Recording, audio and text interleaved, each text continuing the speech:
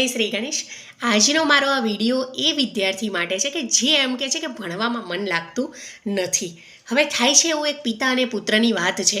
પિતા હંમેશા ઓબ્ઝર્વ કરતા હોય છે કે પોતાનો પુત્ર છે એ હંમેશા સોશિયલ મીડિયામાં જ વ્યસ્ત રહેતો હોય છે। એટલે પિતા પૂછે છે કે તું શા માટે હંમેશા સોશિયલ મીડિયામાં જ વ્યસ્ત હોય છે?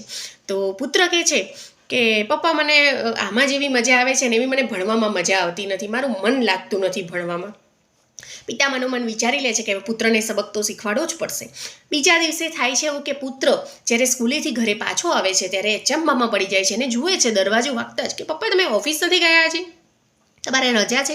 તો પપ્પા કહે છે કે બેટા, મારું આજે મન નથી ઓફિસ જવાનું અને હવે હું વિચારું છું આ નોકરીએ મૂકી દઉં। તો પુત્ર કહે છે કે શા માટે પપ્પા? તો પછી આપણા જે મોજ શોખ છે, મારી જે સ્કૂલ ફી, મારી ટ્યુશન ફી, એ બધાનું શું? તો પિતા કહે છે કે ભાઈ, કાલથી તું તારું બધું જોઈ લેજે, તારી સ્કૂલ ફી, ટ્યુશન ફી।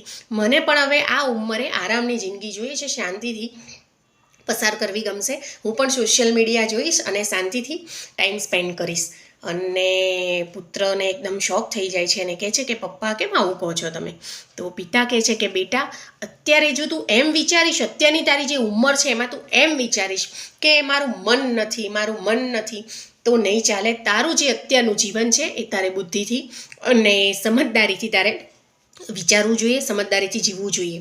એટલે પુત્ર કહે છે કે પપ્પા, આઈ એમ સોરી।